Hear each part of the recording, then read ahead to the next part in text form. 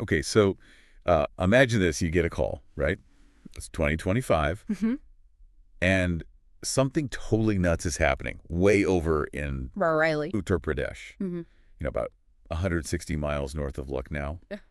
And the news, it's wild. Get this. A completely fake police station. Wow. Been running for a whole year. Oh my goodness. Yeah, an entire year. A whole year. Mm-hmm. Wow.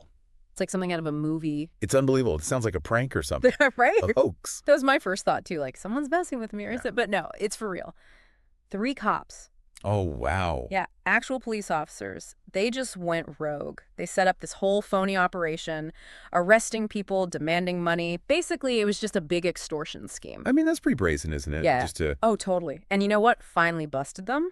what's that? Greed, plain and simple. Classic. You see that time and time again. Right. They just pushed it too far.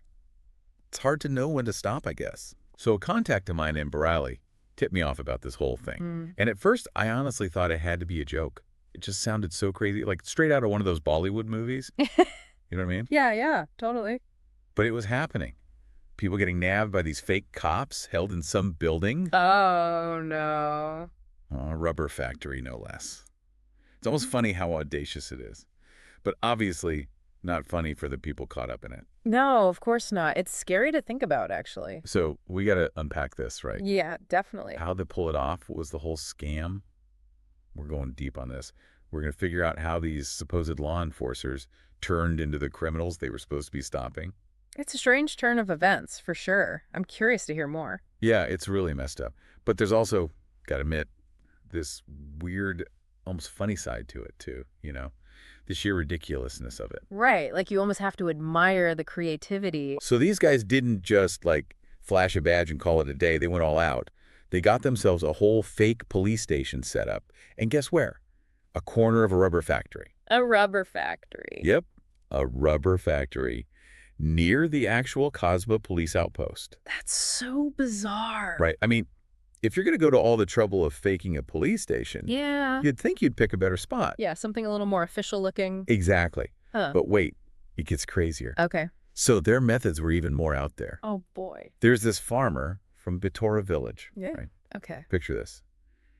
He's working on his land, minding his own business, and all of a sudden, 3 guys in police uniforms show up. They barge onto his property, accusing him of all this stuff. What kind of stuff? And then it gets really wild. They plant a gun on him, an illegal one. Oh, wow. Film him with it. Um. It starts saying he's this big-time drug lord and arms dealer. Wow. Talk about a frame job. Yeah. This all went down just last Friday. That's intense. So the masterminds behind all this: Sub-Inspector Balbir Singh, Okay. Constable Himanshu Tomar, and Constable Mohit Kumar. Okay. They're the geniuses who cooked up this whole scheme. Quite a trio. They even had a fake lockup. No way. Yeah. You almost got to give them props for the effort, The dedication is impressive. While other cops are probably doing paperwork or whatever these 3 were, running a full-on kidnapping and ransom operation. Wow. It's a pretty far cry from serving and protecting, isn't it? No kidding. So they'd been pulling this scam for who knows how long, extorting money from people left and right, Must have been making a decent profit. probably. But last week, with that farmer, they went too far. How so? They hit him with the usual routine, the fake accusations, the planted evidence, the whole 9 yards.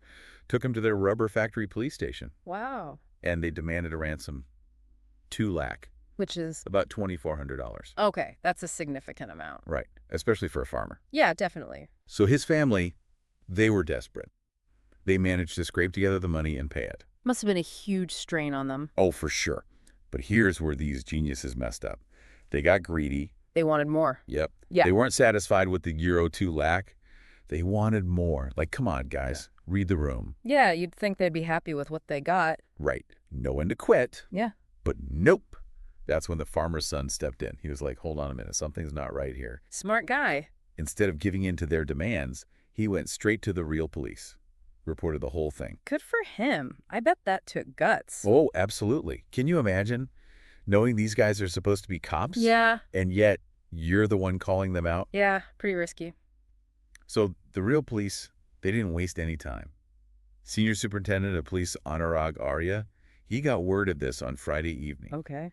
immediately ordered an investigation, sent a circle officer out there. And it didn't take long for the whole scheme to unravel. Wow, so they were pretty sloppy then. I guess so. I mean, a year is a long time to run a fake police station, but eventually something's got to give. Yeah, true. So what happened to the officers? Immediate consequences. All three were suspended. Good. And they're facing a whole bunch of charges now. Trespassing, kidnapping, extortion, the works. Wow, that's a long list. Yeah, they really threw the book at them. And rightfully so. Definitely. But here's the kicker. As of Saturday night, Mm. Balbir Singh, Himanshu Tomar, and Mohit Kumar, they're gone. Vanished. On the run. They skipped town? Yep. Who knows what they're up to now? Maybe they're starting a fake passport office, a fake DMV. Oh, man. Right. The possibilities are endless and terrifying. I wonder where they went. SSP Arya, he's even made a public statement.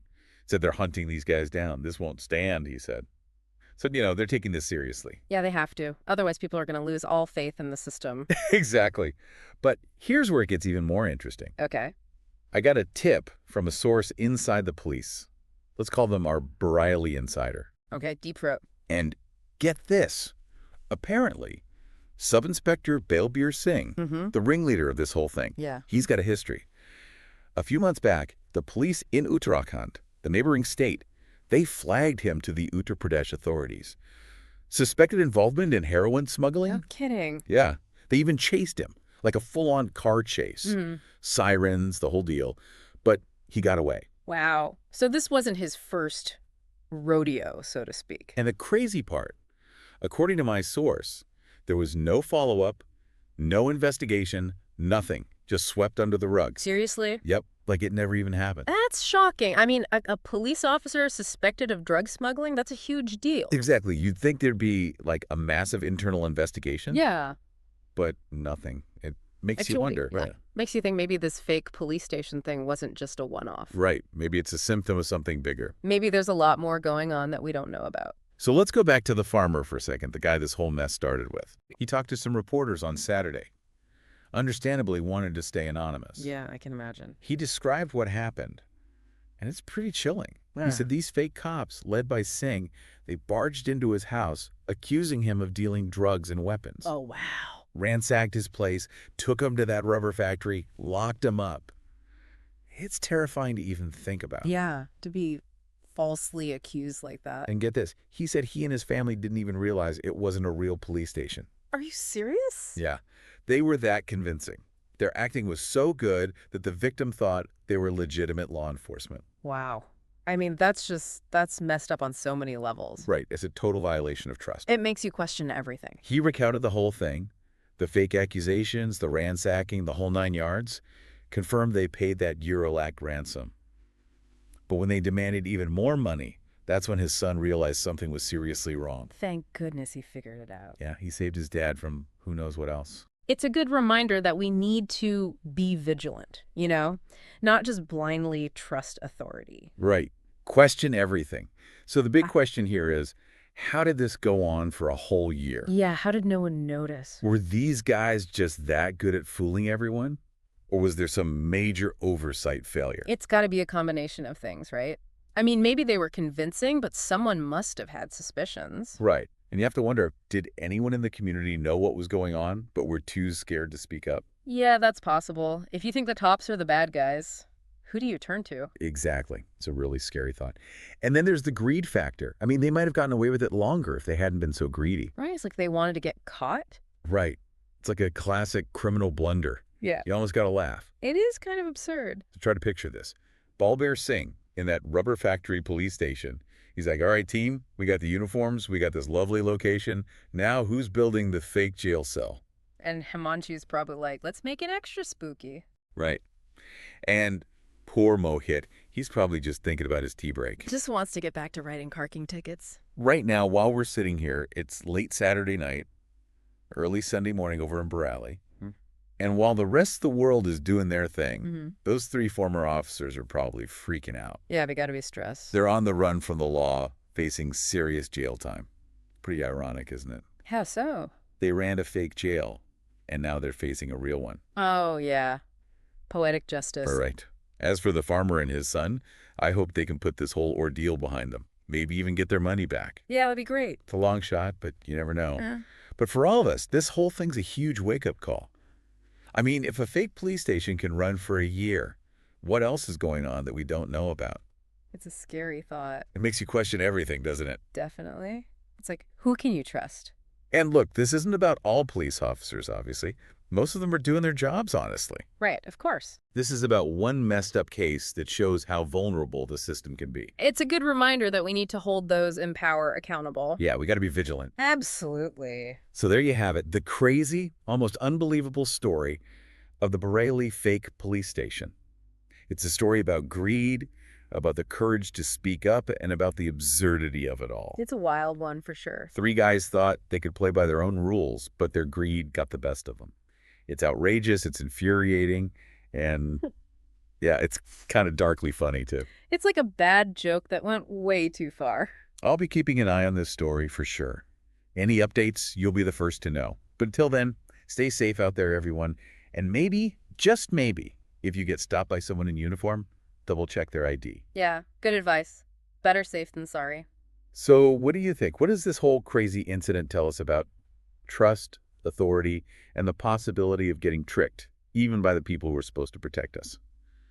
It's definitely something to ponder. Food for thought, for sure. That's it for our deep dive today. Thanks for listening. See you next time.